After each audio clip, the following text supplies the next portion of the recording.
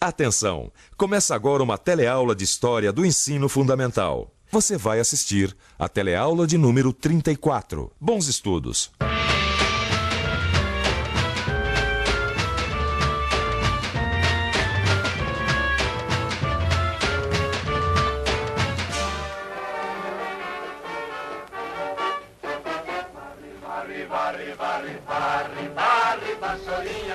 Você se lembra dessa música? Foi a música tema da campanha que elegeu Jânio Quadros presidente da República. Apesar de ter sido eleito com a maior votação obtida por um político até aquele momento, Jânio renunciou, mergulhando o país em grave crise institucional, que acabou resultando no regime militar. Na teleaula de hoje, você vai saber que consequências a renúncia de Jânio Quadros trouxe para a nossa história. Como foi o período parlamentarista no Brasil, tendo como presidente João Goulart, e finalmente vamos conhecer como foi o golpe militar de abril de 64. E então, vamos nessa?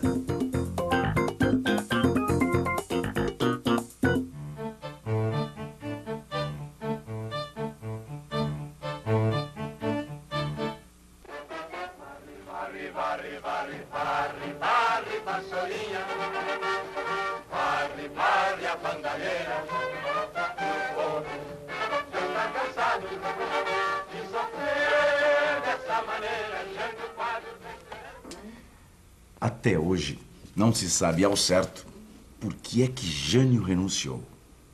Mas o que se sabe é que sua curta passagem pela presidência, que não durou mais do que 6 meses, foi tumultuada e cheia de medidas polêmicas, como o restabelecimento de relações diplomáticas com a antiga União Soviética, ou a proibição do maiô nos desfiles de beleza, ou ainda a proibição do biquíni nas praias. Com tanta polêmica, Jânio acabou isolado no poder, sem aliados e sem força no Congresso. Jânio renunciou.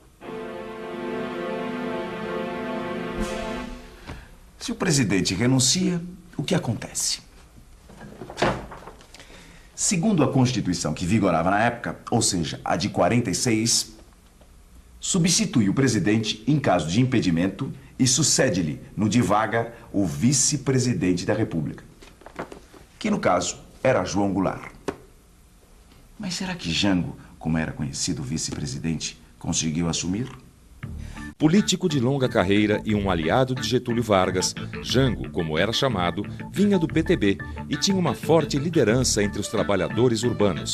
Por sua aproximação com os sindicatos, Jango recebia críticas dos setores mais conservadores da sociedade e também de uma parte das Forças Armadas, que temiam sua aproximação com o comunismo. Esse elemento era muito importante na época, marcada pela Guerra Fria e pela disputa entre Estados Unidos e União Soviética. Quando assumiu a presidência, no dia 7 de setembro de 61, João Goulart era um presidente com poucos poderes. Alguns setores da direita, inclusive parlamentares e ministros militares, tentaram impedir a posse de Jango, mas através de um acordo instauraram o regime parlamentarista, ou seja, Jango era o presidente, mas quem governava de fato era o Congresso através do primeiro-ministro. Neste caso, o mineiro Tancredo Neves. A população não recebeu com bons olhos a introdução do parlamentarismo. Por isso, em janeiro de 63, foi realizado um plebiscito que disse não ao regime parlamentarista. O Brasil voltava a ser presidencialista e tinha como presidente João Goulart. Mas não pense você que Jango fez um governo tranquilo. Ao tentar implementar reformas de base, o presidente enfrentou séria oposição do Congresso, que era contrário a estas reformas. Mas que reformas eram essas? Esse Jango mexeu mesmo no vespeiro. Imagina você que ele criou medidas para conter a remessa de lucro do capital estrangeiro. Ou seja, as multinacionais não poderiam mais levar todo o lucro que fizessem aqui. Agora, dá para imaginar como o governo dos Estados Unidos e as multinacionais ficaram? Ficaram revoltados, é claro. Com isso, Jango ganhou inimigos poderosos. Como se não bastasse, ele ainda criou a SUNAB para controlar o abastecimento e fiscalizar os preços. Assim, também ficaram contra ele os empresários brasileiros. Acuado, Jango resolveu buscar apoio junto à população, incentivando passeatas e manifestações. Jango recebe apoio de grande parte da população. Trabalhadores urbanos, rurais, estudantes, intelectuais e militares nacionalistas apoiam o presidente. Assim como os pequenos e médios proprietários rurais e industriais e alguns grupos de parlamentares. Porém, os dirigentes sindicais começam a criar organizações paralelas e a promover greves. Só no ano de 1963 foram registrados 173 movimentos grevistas em todo o país. Para mostrar a força do governo, Jango faz um grande comício na Central do Brasil, no Rio de Janeiro, no dia 13 de março de 1964. As propostas de Jango eram radicais. Mas o que afinal Jango propôs neste comício que causou tanta confusão? Bem, ele anunciou a encampação das refinarias de petróleo estrangeiras que passariam para o controle da Petrobras. Anunciou também o tabelamento dos aluguéis e prometeu fazer as reformas agrária, fiscal, bancária e administrativa. As mudanças propostas causaram reações indignadas por todo o país, principalmente a reforma agrária. Contra todas essas medidas, foi organizado em São Paulo uma grande passeata anticomunista chamada de Marcha da Família com Deus pela Liberdade. Como nós já vimos, Jango também enfrentava forte oposição de vários outros países, principalmente dos Estados Unidos, igualmente descontentes com os rumos do seu governo. Diante de tanta oposição, aconteceu o que mais se temia. A 31 de março de 1964, Jango é deposto da presidência da República. Apesar dos militares terem liderado o movimento, quem assumiu a presidência foi o presidente da Câmara, o deputado Ranieri Mazzilli, que, na verdade, exercia uma função decorativa, porque quem mandava mesmo eram os militares. Por outro lado, o presidente João Goulart não opôs resistência e se autoexilou no Uruguai. O clima ficou tenso por aqui. E 9 dias depois do golpe, os militares impõem à nação o Ato Institucional número 1. Ato institucional era uma norma feita pelas autoridades militares que governavam o país e estava acima das outras leis e da Constituição. E o que significou esse ato? Significou que todo o poder passava para as mãos das Forças Armadas. Foram suspensas as garantias constitucionais e uma forte repressão tomou conta do país. Organizações e lideranças consideradas subversivas foram perseguidas e reprimidas. 2 dias depois de promulgado o AI-1, a junta militar que governava o Brasil impõe ao Congresso a nomeação do Marechal Castelo Branco como novo presidente do país. Apesar de os militares terem assumido o poder, eles não pensavam todos iguais. 2 grupos disputavam os rumos da chamada Revolução. Os moderados, com aspirações liberais, e os da chamada linha dura, que queriam endurecer cada vez mais o regime. É neste clima que se desenrola o governo do Marechal Castelo Branco. Com as eleições de 1965, o governo militar tem uma grande surpresa. A oposição vence as eleições em estados importantes como Minas e Guanabara.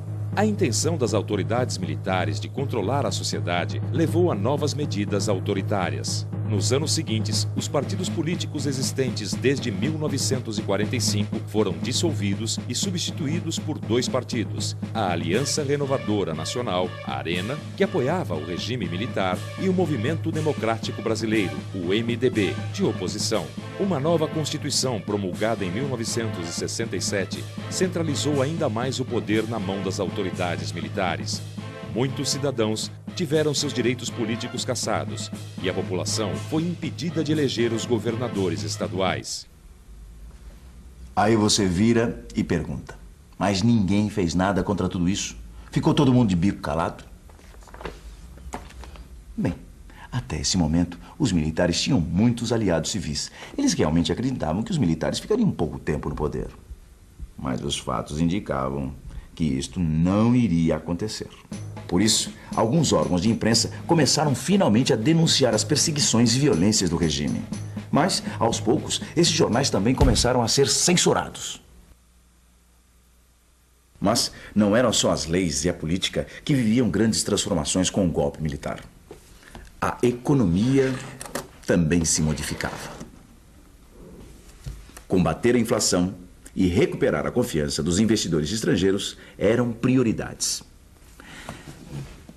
Mas, afinal, o que é que o governo militar fez para conseguir esses objetivos? Eles criaram ainda em 64 o Plano de Ação Econômica do Governo, o PAEG, sob responsabilidade dos ministros do Planejamento, Roberto Campos, e da Fazenda, Otávio Gouveia de Bulhões. Basicamente, o plano queria consertar as finanças públicas, incentivar as exportações e a vinda de capitais estrangeiros. O PAEG conseguiu seus objetivos.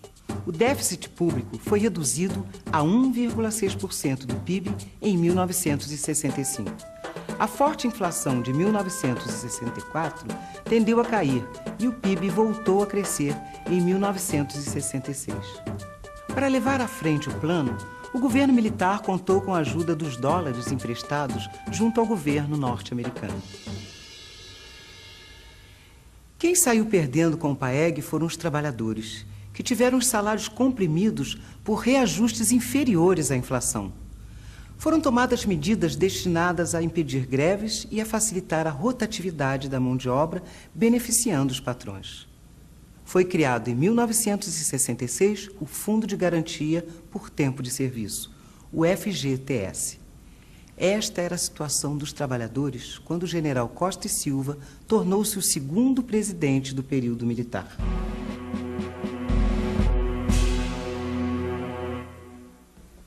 Pois é. Veja como são as coisas. Os militares assumiram o poder dizendo que ia ficar um curto período, só para colocar a ordem na casa. E já faziam seu segundo presidente.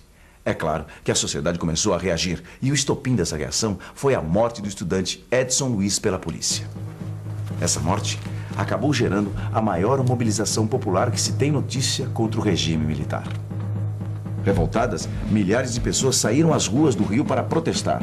Conhecida como Passeata dos 100 Mil, a manifestação reuniu pela primeira vez freiras, padres, professores, políticos e até mães de classe média.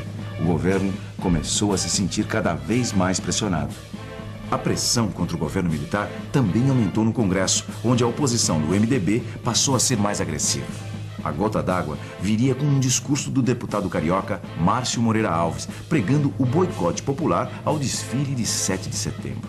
O governo exigiu que o Congresso punisse o deputado, mas o parlamento não concordou. Pronto, era o que faltava para o governo militar fechar o regime de vez. Pressionado, o governo militar não pensou duas vezes. No dia 13 de dezembro de 1968, o ministro da Justiça, Luiz Antônio da Gama e Silva, anuncia para todo o país, numa cadeia de rádio e TV, o Ato Institucional número 5, o AI-5. O AI-5 deu poderes ao presidente da República para fechar o Congresso Nacional e outros órgãos legislativos, além de intervir nos estados e municípios. O presidente podia cassar mandatos de senadores, deputados, vereadores e suspender os direitos políticos de qualquer cidadão. Foi o ato mais autoritário editado durante o regime militar e só foi revogado 10 anos depois. Depois de promulgado o AI-5, ficou claro para todo mundo que o regime militar não estava para brincadeira. Iniciavam-se, então, os anos de chumbo do regime militar. Mas esse é um assunto para a nossa próxima aula, porque também ninguém é de ferro. E atenção, se liga aí que é hora da revisão. Na teleaula de hoje, a gente conheceu como eram as forças políticas e sociais que atuavam no Brasil durante o fechamento do regime na década de 60. Você viu como foi a renúncia de Jânio Quadros e o curto período parlamentarista do país durante o governo João Goulart. Você conheceu ainda as reformas de base propostas por Jango, o golpe dos militares e o papel dos atos institucionais sobre a ordem constitucional. Você se lembra da música que nós ouvimos no começo dessa teleaula? A da vassourinha do presidente Jânio Quadros? Pois é, se aquela marca o início dos anos 60, essa aqui marca o início dos anos 70. Como foi esse período e o que ele significou para a história do Brasil é o tema do nosso próximo encontro. Compareça. Até lá!